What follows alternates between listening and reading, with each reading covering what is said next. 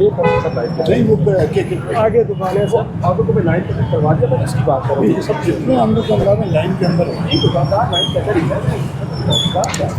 ये वो दो तीन को दुकान से बाइक की लाइन है, छोटी बात है। चले भाई, जो लाइन है मैं सबको बता कर रहा हूँ, ये लाइन है, इसके अंदर रखना है, इसका क्या है?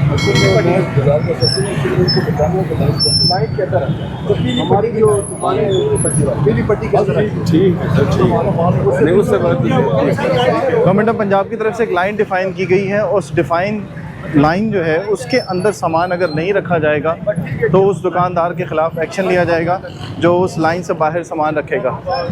तो यहाँ के जो ताजिर बरादरी है वो आई पैराफोर्स से बात करने के लिए, उनको ये समझाया जा रहा है कि अब लाइन से बाहर अगर सामान हुआ तो सामान उठाया जाएगा।